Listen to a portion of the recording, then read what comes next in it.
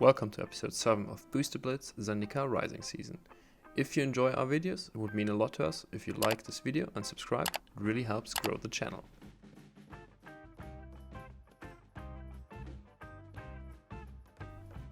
Match 1. Chris wins the die roll and starts us off.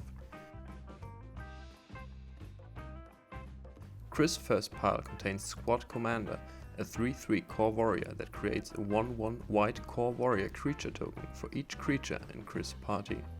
His second card is Skyclave Shade, a 3/1 shade that can't block and enters the battlefield with 2+1/+1 counters when kicked. Chris' last card is Goma Fada Vanguard, a 2/2 human warrior that has, whenever it attacks, target creature an opponent controls with power less than or equal to the number of warriors you control can't block. Bart's first pile contains Teeter Peak Ambusher, a 1/3 goblin warrior with the activated ability to get +2/+0 until end of turn. His second card is Ruin Crab, a 0/3 crab. Bart's last card is Elite Assault, an instant that gives up to 2 target creatures, each +X/+X until end of turn, where X is the number of creatures in Bart's party.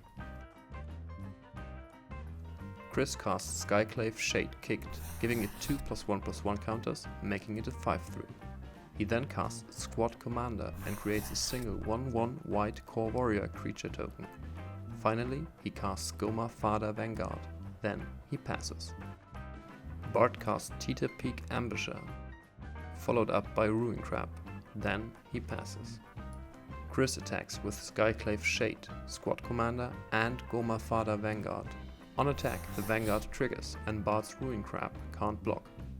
No matter how Bart blocks with his Ambusher, Chris deals at least 5 damage to him and wins the first match.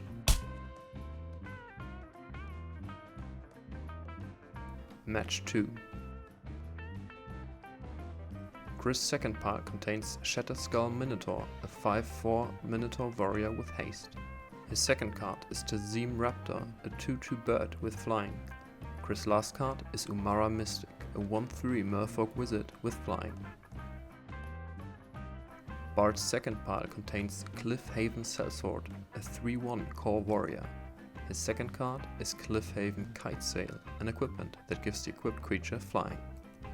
Bart's last card is Resolute Strike, an instant that gives target creature +2/+2 until end of turn. Bart casts Cliffhaven Sellsword and passes. Chris casts Shatterskull Minotaur and immediately attacks for 5 damage. Bart has to block with his Sellsword, but before damage he casts Resolute Strike on it, making it a 5/3 and both creatures die. Chris then casts Tazim Raptor, followed up by Umara Mystic. He then passes. Bart's only card is Cliffhaven Kitesail and he scoops, making Chris the winner of the second match as well. Match 3.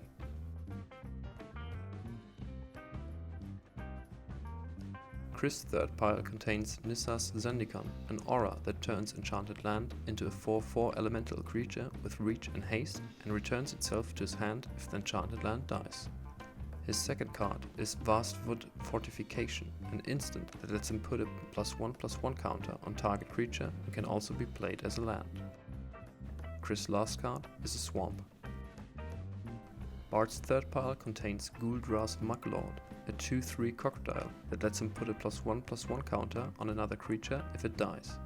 His second card is Ardent Electromancer, a 3/2 human wizard. Bart's last card is Strength of Solidarity, a sorcery that lets him put a +1/+1 counter on target creature for each creature in his party.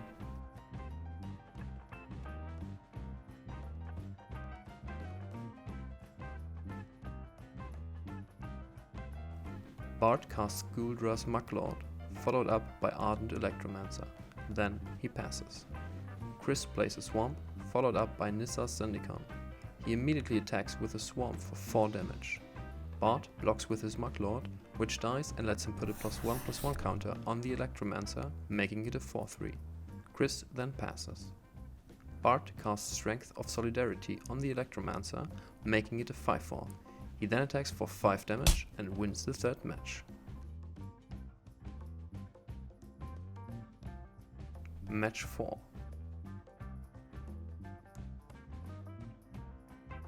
Chris' fourth pile contains Turn Timber Ascetic, a 5/4 giant cleric that lets him gain 3 life upon entering the battlefield. His second card is a Risen Riptide, a 0/5 elemental that has a base power and toughness 5/5 until end of turn whenever he casts a kicked spell. Chris' last card is Reclaim the Wastes, a sorcerer speed ramp spell with kicker. Bart's fourth pile contains Cracked Blade Baloth, a 6/6 beast that can't be countered, has hexproof and haste, and enters the battlefield with 4 +1/+1 counters on it when kicked. His second card is an alternative artwork Territorial Scythe Cat, a 2/1 cat with trample that gets a +1/+1 counter whenever he plays a land.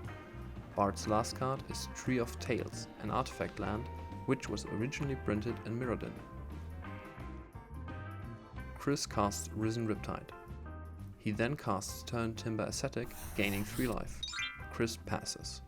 Bart casts Cracked Blade Baloth kicked, giving it 4 +1/+1 counter and making it a 10/10. He then immediately attacks with the Baloth and Chris blocks with Risen Riptide,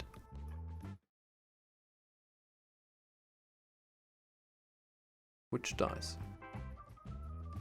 Bart then casts Territorial Scythe Cat. He plays Tree of Tales, giving the Scythe Cat +1/+1 counter, making it a 3/2. Bart then passes. Chris attacks with his Turn Timber Ascetic and Bart blocks with his Scythe Cat, which dies. Chris then passes. Bart attacks with the Cracked Blade Baloth for 10 damage, winning the 4th match. The end. With 2 wins each, the 7th game is a draw. But there's still 8 games to go to decide the winner of the Booster Blitz Zendikar Rising season. See you next time.